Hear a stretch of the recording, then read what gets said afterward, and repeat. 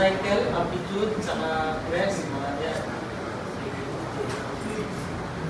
Area, kaya niya rin. Saka RMS value. Yun pa lang isa ang amplitude and time. Pwede pa tayo magpunta sa horizontal.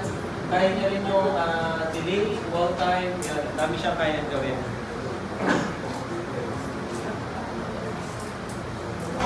Sa vertical,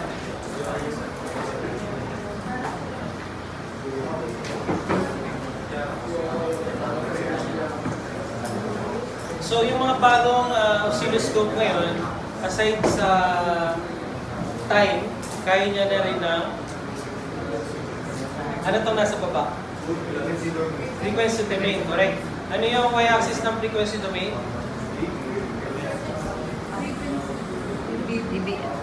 dBm. Ano yung dBm? Ano yung dBm, ma'am? Power. So actually, pwede kong yung dBm with respect to 1 milliwatt, di ba? So power siya. Pwede ko rin gawin watts yan. Watts. Ano yung y-axis niya? Frequency. So, x pala. So, meron siyang frequency sa x-axis. So, di ba mahilig tayo sa touchscreen? So, touchscreen din po siya. Pwede yung so, para kang nag-zoom in dun sa so, napansin nyo ba mabilis siya? So, ito ano ko na kasi oscilloscope namin to ito yung binibenta ko. So, mabilis. So, pag nakita nyo yan sa ibang scope, hindi yan ganyan kabilis.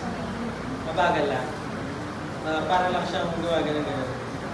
So, ito, since nangyayari itong event na ito na nagbabago yung phase or frequency niya, ganun din kabilis yung FFT or mabilis yung FFT. Sa ibang scope, hindi ganyan. Parang nag-hack lang siya. Pero na-adjust po yung sa speed po ng pagpapakita ng wave. Hindi ka pa sa mag-estimate. Na-adjust po yung sa speed para makita kung gano'n mismo po yung hindi ko na-adjust or ganyan na po yung speed. In real time, ganyan pa rin.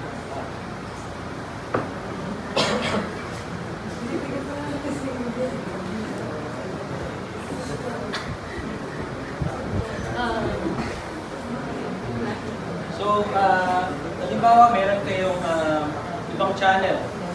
Pwede nyo rin kayong ilagay kung saan yung gusto nyo ilagay yung waveform. So, natin yung channel.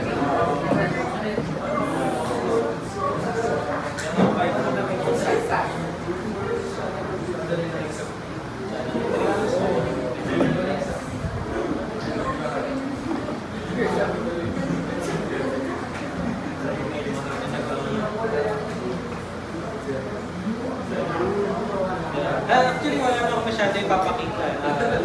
Ubus na yung oras ko eh. Si Johnny naman, yung aking kasama. Any question na lang pala? Any question? Magkano? 40% off. Sir, nang ano po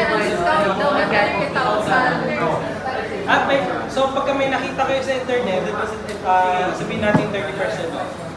Yung price. 30%? Yung may kita mo sa internet. Search nga pa na. Search na lang na. Ano yung Rodent's watch? MXO. Yung model niya, MXO4. Ano po? MXO4. For price.